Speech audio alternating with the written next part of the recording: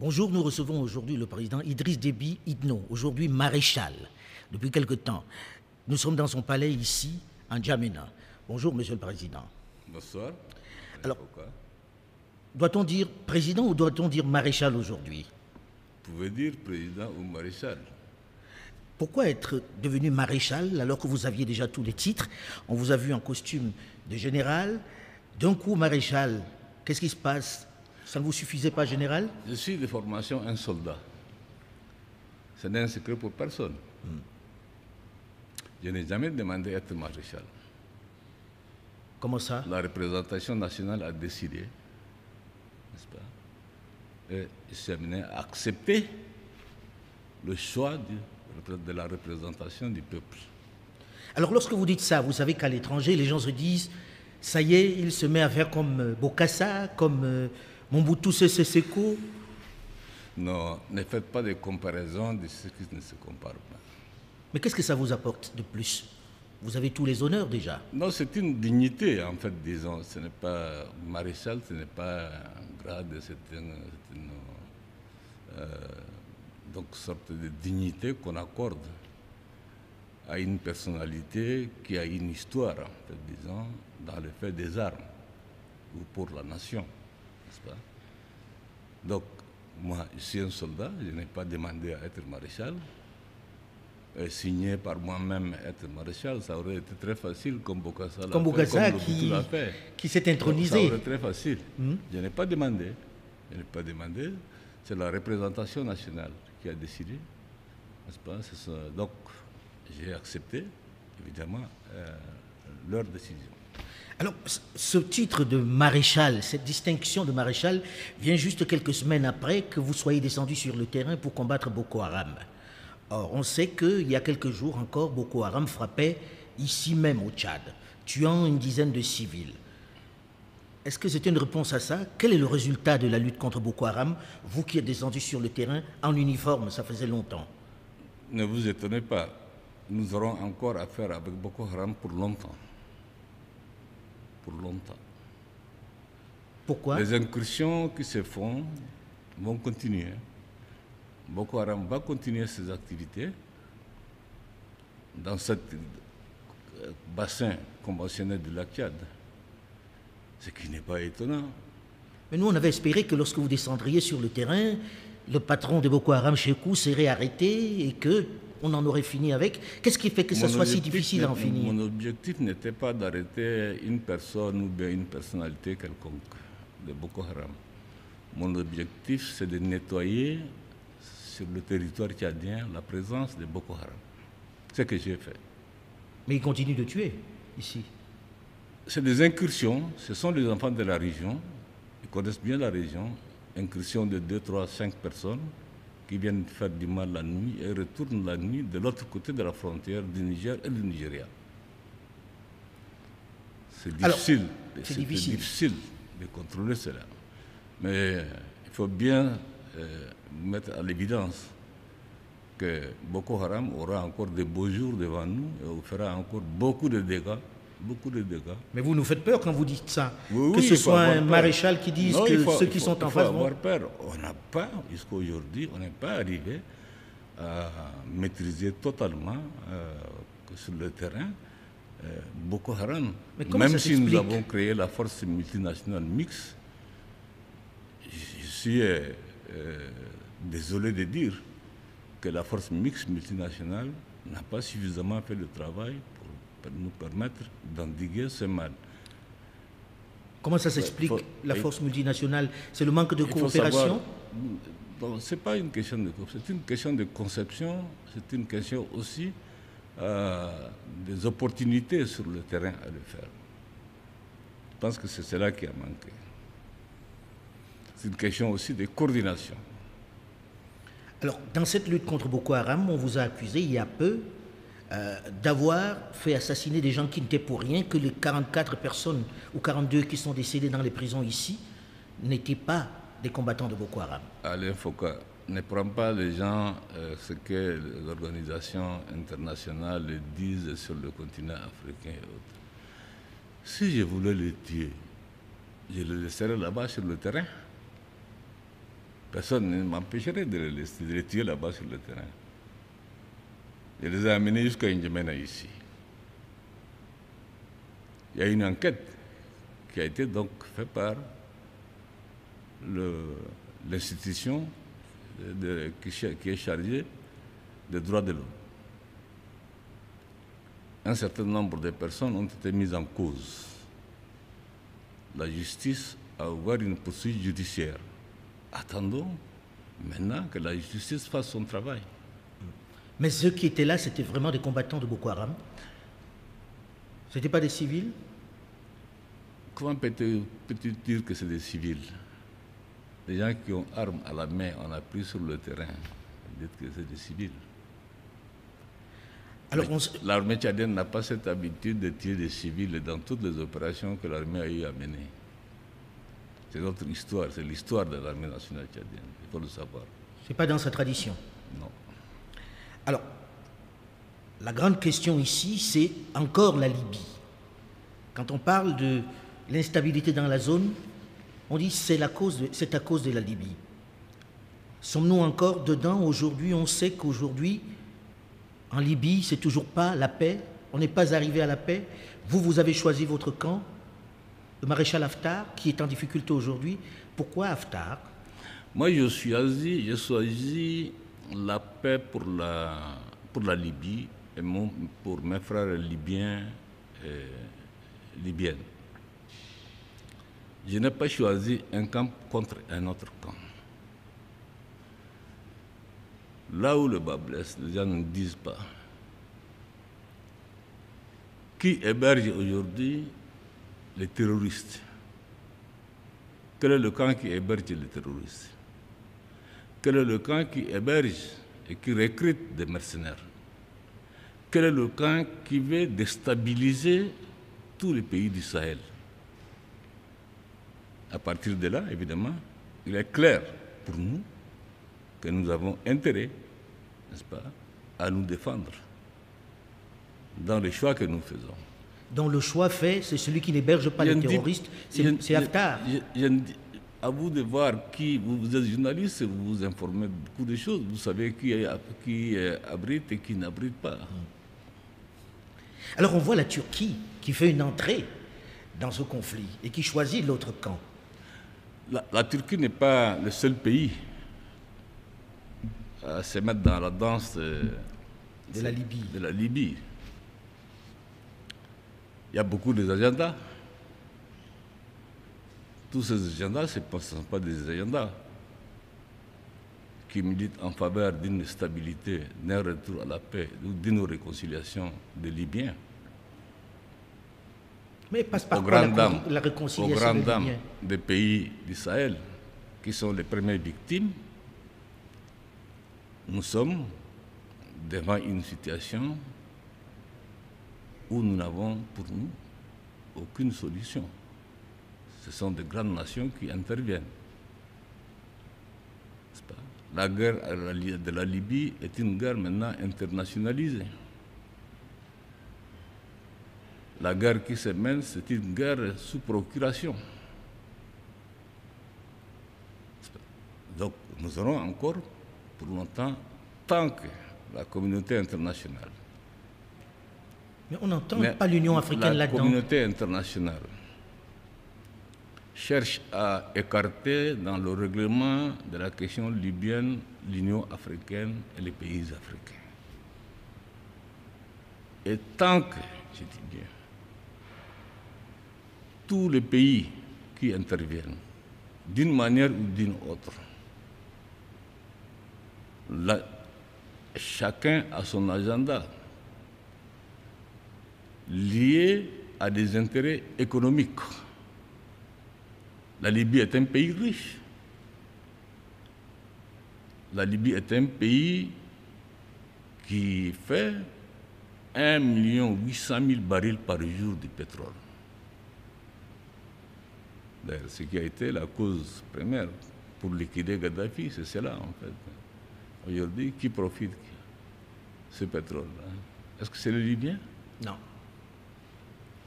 Donc c'est les grandes puissances qui essaient de se battre pour tenir ce pétrole-là. Autre conflit dans lequel vous êtes très très impliqué, vous êtes en première ligne, la guerre au Mali, la guerre dans le Sahel, la question sahélienne.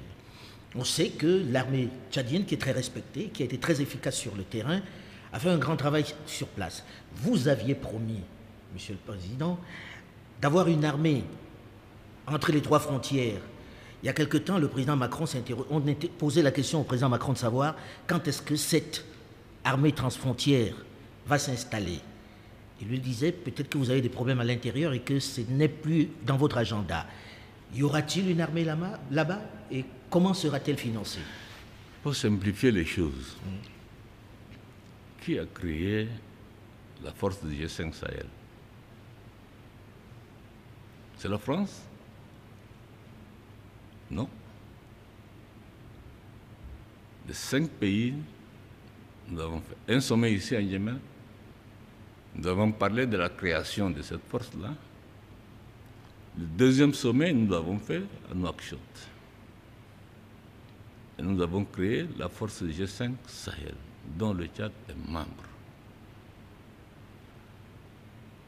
Le Tchad et le Niger ont le fuseau ouest. La frontière est avec la Libye. Évidemment, le commandement du G5 Sahel, s'il trouve nécessaire de déployer l'unité tchadienne sur les trois frontières, c'est le commandement de décider de le faire. Nous avons mis à la disposition du G5 Sahel 2 bataillons. Un bataillon qui est à Our, donc au nord, à la frontière avec le Niger, et un bataillon qui devrait partir en principe pour la zone des trois frontières, mais avec la dernière incursion meurtrière de Boko Haram, j'ai jugé utile d'engager ces bataillons dans le combat contre Boko Haram. Et il y a eu évidemment, c'était une unité qui était déjà à l'intérieur du Niger, que nous l'avons fait repérir pour le besoin de la cause. Donc nous sommes en plein préparatif de notre bataillon qui va mettre sur pied et qui va être équipé. Sur les trois frontières, puis la zone des trois frontières. Oui, et qui va donc regagner la zone des trois frontières. Mais ne vous étonnez pas, il y a des problèmes sérieux qu'il faut régler au niveau de cette zone de la frontière Mali, Niger et puis le Burkina. Des problèmes purement politiques. Il faut régler ce problème. Il y a beaucoup de gens qui sont armés. On ne sait pas qui est qui. De deux, pour envoyer une unité à partir de N'Djamena ici sur les trois frontières, ça fait presque pratiquement 3000 km. 3000 km. 3000 km. Quelle est la couverture internationale que nous avons pour traverser toute cette région pour aller là-bas? Nous avons demandé aux Nations Unies de mettre la force G5 sur chapitre 7. Jusqu'à là, c'est que nous n'avons pas obtenu. Et tant que nous n'obtiendrons pas, n'est-ce pas? Alors, que dit le chapitre 7 très concrètement? C'est-à-dire, qu'est-ce qu'il va vous apporter? Très concrètement, c'est-à-dire que les Nations Unies doivent nous donner un mandat pour nous engager dans cette zone. Alors, dans cette aventure, on peut dire que cette force aux trois frontières, elle n'est pas prête d'être mise en place à nouveau tant que cela n'est pas fait, tant qu'il n'y a pas ces préalables là. La force, elle est déjà là. Hein? Une partie, un bataillon est déjà sur place. Ce n'est pas dans les zones de trois frontières, mais elle est dans la force G5, conjointe G5, tout à fait, qui est à la frontière Tchad-Niger. Alors, Président, qui joue un rôle là-bas, un rôle important de la sécurisation de la frontière nord avec la Libye. Bien, parce que le président Macron attendait cette force en disant c'était promis pour décembre dernier, elle n'est pas encore là. Mais pourquoi on parle simplement du Tchad, Il n'y a pas d'autres forces, il y a d'autres forces qui sont là-bas. C'est peut-être parce que c'est l'armée la plus forte. Qui sont à même de faire ce travail. Nous avons ici, au niveau de la, comment on appelle, la force mixte multinationale, 4000 hommes Nous avons 1800 au Mali et nous devrions envoyer, dans le cadre de la force G5 Sahel, 8800, j'ai dit 800 soldats. Et c'est lourd. Qui finance? Ce n'est pas pris en charge par n'importe qui. Force mixte multinationale du bassin de l'Akia, c'est pris en charge par nous-mêmes. La force G5 Sahel, c'est prise en charge par nous-mêmes. La dernière fois où vous étiez sur mon plateau à Paris, au Forum de la Paix, vous avez évoqué le fait que les grandes puissances disaient ce qu'elles donnaient, aux États pour combattre le terrorisme. Vous disiez que rien n'avait été débloqué. Aujourd'hui, est-ce que c'est fait? Ce qu'il faut dire que le problème de la lutte contre le terrorisme est un problème international. Ça concerne tous les États. C'est un mal du siècle. Nos armées n'étaient pas préparées pour faire face à ce genre de situation. Maintenant, nous avons devant une situation. Les pays amis, les grandes puissances qui ont des moyens doivent aider nos armées, doivent équiper nos armées pour nous permettre. On ne demande pas des armées des autres pays pour venir mourir sur notre territoire. On demande tout simplement des matériels pour nos armées, pour nous défendre. Mais dans le même temps, on dit qu'ils ont débloqué de l'argent et que quelquefois c'est utilisé pour autre chose. On parle de corruption. De corruption, par exemple. Non, je n'ai pas entendu ça. Est-ce qu'ils ont débloqué de l'argent, Monsieur le Président? Est-ce que ces grandes puissances ont donné les sommes faramineuses que l'on entend? Moi je n'ai pas vu des argents, je vous dis, jusque-là, dans le cadre de... Rien n'est payé pour l'instant. Je n'ai rien vu. Je sais que c'est le Tchad qui entretient ses soldats, jusque-là. Je n'ai rien vu. Bien qu'au niveau des partenaires, ils ont fait beaucoup, certainement. Dans le cadre bilatéral, l'Union européenne a donné quelques matériels au Tchad. Dans le cadre bilatéral, l'Allemagne a donné quelques matériels à l'armée tchadienne. Les États-Unis ont donné des matériels aussi. Et la France a donné quelques matériels. Et la formation aussi. Les États-Unis aussi forment nos unités. Mais pas d'argent, pas les sommes que l'on entend? Non. Bien. Monsieur le Président, la plupart des pays francophones célèbrent cette année leur 60e anniversaire d'accession à l'indépendance. Oui. 60 ans déjà. Si vous deviez faire un bilan, vous qui avez vécu cette période, que diriez-vous? Je voudrais tout d'abord vous remercier, mon cher Alain Foka, pour me donner cette opportunité. Vous remercier, et en particulier aussi RFI et France 24 pour cette opportunité. Faire un bilan de 60 ans d'indépendance pour le Tchad, il me paraît très difficile, voire même peut-être impossible ou présomptueux, faire un bilan dans le temps qui nous est parti aujourd'hui. Ce qu'il faut dire, c'est que le Tchad, 5 années après son indépendance, nous avons connu ce qu'on appelait en son temps, ou ce qu'on appelle aujourd'hui, la révolte des paysans. Dans votre langage journalistique, vous appeliez jacquerie paysanne et tout, et qui a été à l'origine le départ, en fait, de la suite, tout ce que nous avions connu dans ce pays. Beaucoup d'années de guerre. Beaucoup d'années de guerre, le pays occupé par le Nord, une partie par la Libye, la naissance de multitudes de rébellions dans le pays, pour ne pas dire que couronné pendant 8 années d'une dictature tragique que le monde n'ait jamais connue. Et lorsque vous dites ça, on dit que vous appartenez à cette dictature, Monsieur le Président. Si vous pensez à la dictature de Hissène Habré, vous étiez à l'intérieur. Je suis un soldat, j'ai choisi le camp de Habré pour la simple raison que les autres tendances politico-militaires étaient avec l'occupant, la Libye qui occupait une partie du Tchad.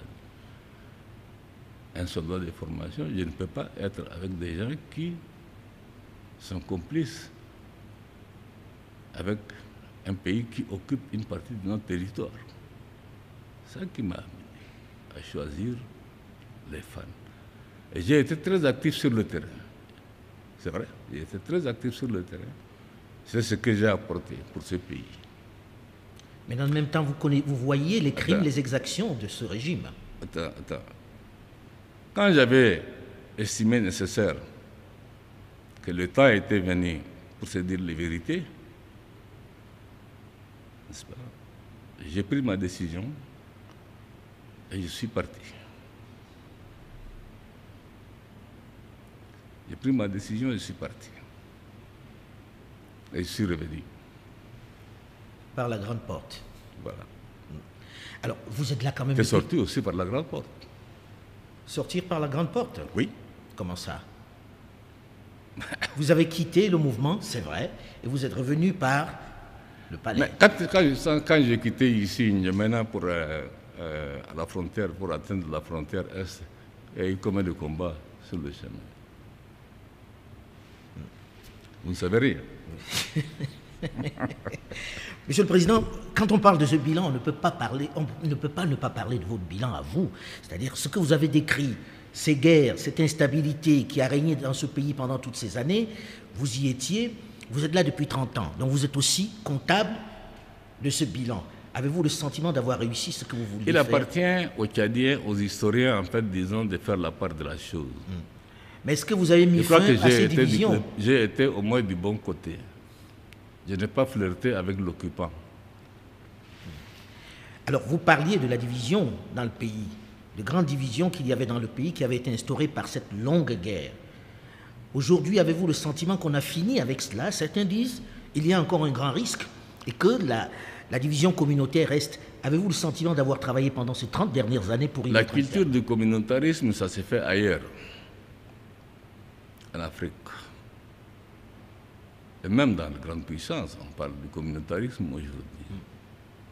Et le Il communautarisme n'est pas violent. exclu que ce communautarisme, c'est un danger pour un pays, le communautarisme. Il n'est pas exclu. Je ne souhaite pas pour mon pays que ce communautarisme, cette maladie, n'est-ce pas, nous touche. Mais pour le moment, je ne vois pas un risque de déstabilisation par le communautarisme dans mon pays. Bien. Alors, autre fléau à mettre dans ce bilan, on vous a entendu interpeller les différents corps de métier de ce pays pour dire « Tchadiens, arrête la corruption ». C'est l'une des gangrènes. Est-ce que vous y arrivez? Est-ce que c'est le fruit? Il y a du mieux. Alain Foka, nous faisons chaque samedi, je dis bien chaque semaine, une réunion ici à la présidence, une réunion transparente où l'ensemble des acteurs sont là, ceux qui collectent des fonds et ceux qui dépensent, pour voir faire l'état des lieux. Nous avons créé l'institution qui veille et qui lutte contre la corruption. Inspection générale qui est rattachée directement à la présidence et qui fait un excellent travail. Je pense que nous sommes, je dirais, au bout du compte, je dirais que nous sommes dans une phase assez intéressante en ce qui concerne dans la transformation des mentalités des Tchadiens en matière de corruption, en matière de mauvaise gestion, en matière de détournement. Alors, Monsieur le Président, l'autre débat qui revient, c'est l'état de l'économie. N'avez-vous pas le sentiment dans ce bilan d'avoir pas diversifié l'économie tchadienne? On dit la chute des cours du pétrole a fait arrêter quasiment tous les projets que vous aviez, et vous en aviez beaucoup. Est-ce que vous n'avez pas le sentiment, a posteriori, d'avoir tout misé sur le pétrole, d'avoir oublié l'agro-pastoral qui était l'âme même du Tchad? Non. Je pense que sur le plan économique, d'ailleurs, globalement, en 1990, quand je suis arrivé, qu'est-ce que j'ai trouvé comme situation au Tchad ici? Il n'y avait ni administration, ni armée, il n'y avait ni un système de sécurité fiable, n'est-ce pas? Et il n'y avait pas de Tchadiens. Les Tchadiens étaient dans tous les pays autour. Soit des réfugiés, soit des exilés. Si j'ai estimé nécessaire en 1993 de tenir la conférence nationale souveraine, ce n'est pas quelqu'un qui m'a imposé. Je vais vous dire maintenant une chose. Mitterrand m'a dit, ce n'est pas correct de faire une conférence nationale souveraine au Tchad, vous allez vous battre dans la salle. En présence du président fait Bongo. Ah bon? Oui. J'ai dit, je le ferai. Ils m'ont dit, je ne te conseille pas. J'ai dit, je le ferai. Parce qu'en réalité, la guerre de 1979 a été une guerre de division nord-sud, est-ouest. Et les différentes tendances politico-militaires ont déchiré le tissu social. Il faudra que les Tchadiens se parlent et se connaissent. C'est la base. En 1993, cette conférence nationale qui a mis en place des institutions pendant la période de transition, toutes les institutions. Et la Constitution a été aussi, par la conférence nationale, l'œuvre de la conférence nationale, la Constitution. À partir de là, parce que les Tchadiens ont appris à se connaître, à vivre ensemble. J'ai trouvé aussi le dossier de Balaban Daouzou, qui était encore occupé. J'ai juré le passif de 30 années de désordre, de guerre et autres. Ce n'est pas très facile pour en arriver à la situation où nous sommes. Alors, comme le temps tourne, et là c'est un pan d'histoire important que vous donnez et qui est un peu votre legs. Vous dites, j'ai ramené les Tchadiens au pays, puisqu'ils étaient des réfugiés et des exilés. Oui. J'ai géré la question de la bande d'Aouzou. Oui. J'ai créé un cadre pour qu'ils reviennent en gros. Mais l'économie a souffert. L'économie aujourd'hui, elle s'appuie sur quoi? L'économie du Tchad, il faut bien dire, la mise en marche de notre économie qui s'adosse sur un plan ambitieux que nous avons mis en place à partir de 1999, par rapport à un certain nombre de plans qu'on a mis en place, j'ai dit successivement, jusqu'à aujourd'hui. Aujourd'hui, nous sommes dans le cadre du Programme national de développement, PND, où évidemment le Tchad intervient avec de grandes ressources, parce qu'il faut dire que 75% des ressources du pétrole ont été injectées dans l'économie du pays, dans les infrastructures. Peut-être pas dans le bon secteur. Dans les infrastructures. Alain Foucault. En 1990, quand je suis arrivé ici, il n'y avait que 12 médecins au Tchad. Moins de 20 magistrats au Tchad. Une seule université qui a une capacité de 600 étudiants au Tchad.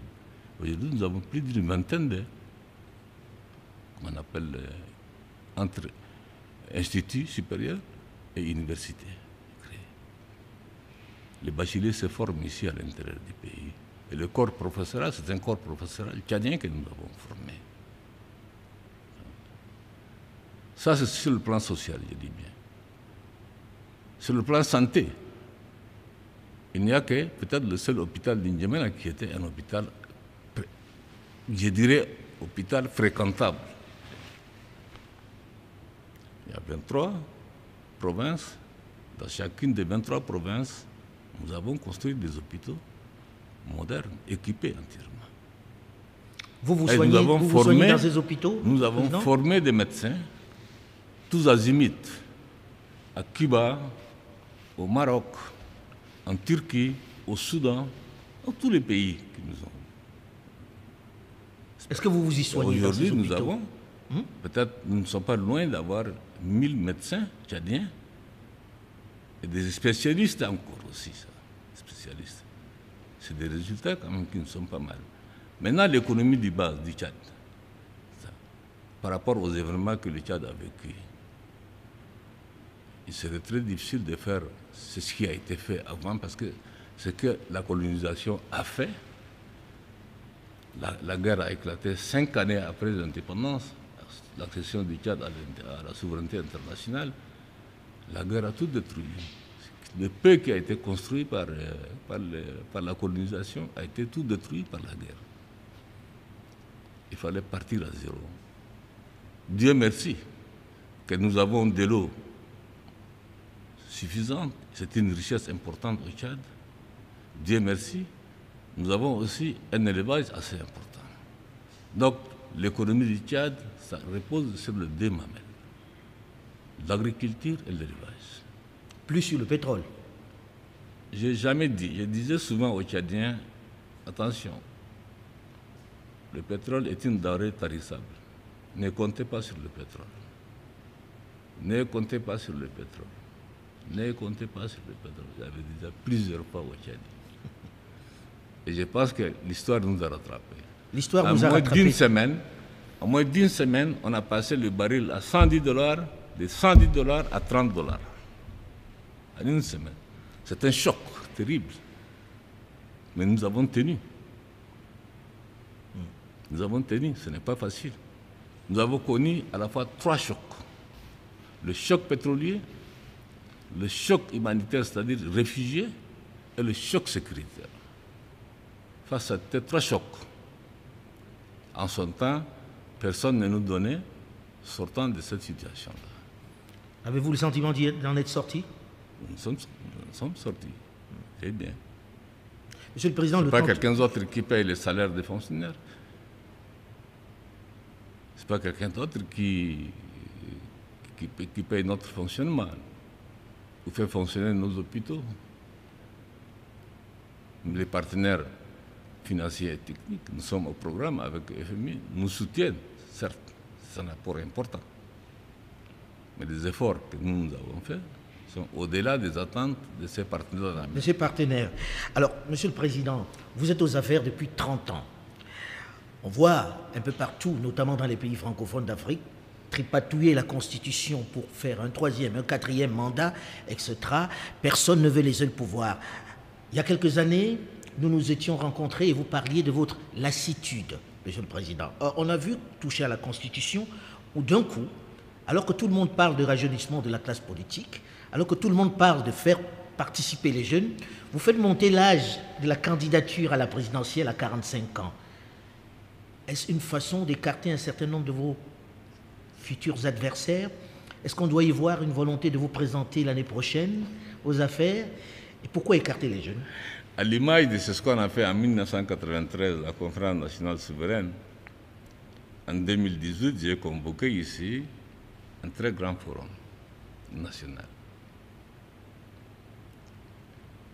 dans lequel il y avait tous les partis politiques de l'opposition et tous les fragments, j'ai dit, tous les fragments de la société tchadienne. Donc, ce sont ces assises-là qui ont décidé d'arrêter l'âge pour être président dans ce pays. Ce sont eux qui ont arrêté la Constitution, ce sont eux qui ont modifié la Constitution. N'est-ce pas? Mais dans le même temps, on sait très bien votre force, on sait très bien que ça ne peut pas se passer contre votre volonté. Comment peut-on passer de 40 à 45 ans? Moi, je suis particulier. Hein? Il faut me voir, comme je le dis. Je ne me mêle pas dans ce genre de choses. Oui, mais ça ne vous choque pas que l'on soit candidat à 45 ans seulement, que quelqu'un ne puisse pas y être? Par exemple, Macron, en France, n'aurait pas été président s'il y avait cette disposition constitutionnelle. Je n'ai pas posé la question aux Tchadiens qui se sont réunis à N'Djamena ici pendant 1 semaine, pendant 2 semaines, et qui ont fait ce travail. Je n'ai pas posé la question. En tout cas, vous avez une opinion là-dessus? Ce n'est pas moi. Je sais que dans le gouvernement aujourd'hui, des jeunes qui sont 29 ans, 26 ans, qui sont dans le gouvernement. Vous estimez qu'ils ne sont pas assez matures pour prendre les rênes de ce pays demain, pour penser? Je ne dirai jamais ça. Moi, j'ai pris le pouvoir, j'avais 38 ans. Absolument. Donc vous devriez plutôt encourager que l'on baisse un peu cet âge-là, non? La démocratie, c'est celle-là aussi, la voix de la majorité. Si la majorité a décidé que ça soit ainsi, il faut y accepter. Monsieur le Président, vous allez rempiler dans quelques temps. Vous allez? Vous allez reprendre, vous allez repartir en campagne, être candidat? Je ne sais pas. Ça ressemble à une réponse qu'on entend de beaucoup de chefs d'État qui finalement sont candidats. Je ne me porte pas candidat, moi. J'appartiens à un parti politique. C'est le parti politique qui désigne son candidat. Mais bon, il y a des hommes forts qui influent dessus. Évidemment, si je ne veux pas, je dirais je ne veux pas, je pars. Par exemple. Mais la désignation, ce n'est pas moi. Mais vous avez envie de C'est le parti qui fait un congrès et le congrès décide de désigner un candidat au présidentiel. Attendons voir les choses. Pourquoi mais vous avez envie pressé de vous reposer après 30 Pourquoi ans? Vous êtes pressé? Non? Puisque cette fois-ci, vous n'êtes pas bousculé par quelqu'un. Je ne vous ai pas dit que je suis fatigué. Mais vous vouliez partir. Il y a quelques années, vous vouliez partir. Il y a quelques années, oui. Mais tu ne sais pas, je ne te dirai pas ce que je pense. J'aurais bien voulu. Si vous nous avez réussi, je m'étais dit, je vais avoir la chance d'être dans le secret du président. Non, pas pour le moment. Ah, bon. Alors, autre souci, et c'est le dernier sujet, si vous permettez, la coopération régionale. C'est l'avant-dernier sujet. La coopération régionale. Oui. On a le sentiment que la CEAC, la CEMAC, c'est le ventre mou du continent en matière de coopération. Comment cela s'explique? Pourtant, zone assez riche. Non, attention. Il faut dire peut-être qu'il faut comparer aux autres CR. C'est vrai que la CAC, qui est composée de 11 pays, ce sont des pays qui sont évidemment riches et qui appartiennent, certains pays appartiennent aussi à d'autres groupements. Oui. D'autres groupements CR. Je pense que le dernier sommet que nous avons tenu par vidéoconférence, sous la présidence de mon frère, le président Ali Bongo, les choses se sont clarifiées. En janvier. Et nous nous sommes donc convenus de mettre en œuvre l'ensemble des réformes qui nous ont été présentées. Nous avons mis en place la commission avec un président, un vice-président et 6 commissaires ensemble. Nous avons aussi observé que tous les pays qui avaient des arriérés, soit les pays ont entièrement payé les arriérés, soit en grande partie. C'est déjà une avancée. Il y a une volonté qui se manifeste. Donc, il y a évidemment une volonté qui se manifeste et nous avons tous intérêt à ce que cet ensemble-là, cet ensemble des pays de l'Afrique centrale se retrouve dans la même ligne que la CEDEAO, que les autres, on appelle la SADC ou COMESA, qui sont très en avance. Très en avance. En avance par rapport à nous. Donc nous devrions aller à pas de course. Oui, mais est-ce que vous sentez ça chez les différents dirigeants? Est-ce qu'on a le sentiment qu'ils sont très... La présidence du président va être assurée par le président Sassou Nguesso. Je suis à peu près certain que nous aurons du travail à faire. J'ai confiance en lui que nous allons donner un coup de pouce à notre intégration régionale. Dernier point. Il s'agit de l'intégration, il faut aller vite. Il ne faut pas attendre. Mais on a beaucoup attendu là, et on a le sentiment que chacun est un peu jaloux. Par exemple, regarde, au niveau de la CEMAC, c'est quoi? Ce qui nous lie, c'est quoi? C'est le franc CFA. Mais là, nous sommes intégrés, par exemple. N'est-ce pas? Les frontières sont ouvertes. Même si, bon, Monsieur le Président, vous savez très bien qu'il y en a quelques-uns à l'intérieur qui ne sont pas très chauds pour ça. Quelques difficultés. Par exemple, aujourd'hui, entre le Tchad et le Cameroun, entre le Tchad et la RCA, avec le Congo, le Gabon, il n'y a aucun problème. Mais avec la Guinée équatoriale, c'est un peu plus Au compliqué. niveau de Guinée équatoriale, mais la Guinée équatoriale, je pense que le président a pris la décision d'ouvrir, évidemment. En construisant un mur. Évidemment, non, il n'y a pas de mur. Il ne faut pas qu'on exagère. Je pense que ce sont des précautions à prendre. Ce pays a été menacé plusieurs fois, n'est-ce pas, par la déstabilisation venant de l'extérieur, venant de nos pays même. Il s'agit là, nous aussi, à comprendre la position guinéenne. Nous comprenons sa position. Oui, mais intégration et mur, ça sonne quand même... Je crois qu'il y a du mieux. Il y a du mieux. Aujourd'hui, vous venez à l'aéroport ici, un pays de la CEMAC, vous rentrez, il y a la porte de CEMAC, vous passez directement par là-bas. Oui, le Tchad l'a commencé beaucoup plus tôt. Oui. Mais on sait que dans les autres pays, c'est un peu plus lent, c'est un peu plus poussif. Maintenant, là où il y en a qui ont commencé avant ou autre, ce qu'il faut dire, c'est que maintenant, c'est effectif. C'est ça qui est important. La Côte d'Ivoire. Quand vous regardez ce qui se passe en Côte d'Ivoire, qu'est-ce que ça vous inspire, Monsieur le Président? Qu'est-ce qui se passe en Côte d'Ivoire? Ce qui se passe en Côte d'Ivoire, c'est qu'aujourd'hui, il y a quelqu'un qui avait dit qu'il s'en allait, le président Alassane Dramane Ouattara, qui probablement va être candidat. Ça vous interpelle ou pas? Vous avez suivi cette actualité? Non, je sais que le Premier ministre qui était pressenti candidat, paix à son âme, c'est quelqu'un que je reconnais, Goncourt Bali, c'est qu'il est décédé à Paris par suite d'une maladie. Mais ce n'est pas la fin du monde. Donc les Ivoiriens sont assez grands. Oui, mais il y a déjà eu une déstabilisation dans ce pays. On sait que Gbagbo demande à rentrer. On sait que les gens regardent si Alassane Dramane Ouattara sera candidat. Si Gbagbo demande à rentrer dans son pays, moi je ne vois pas le mal. Où est le problème? C'est un problème ivoirien.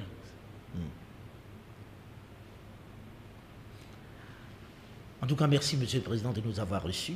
Merci d'avoir pris votre temps pour nous. Merci à vous aussi. Vous m'avez trop taquiné. L'entretien est terminé sur France 24. Restez à l'écoute de Radio France Internationale et France 24. L'actualité continue.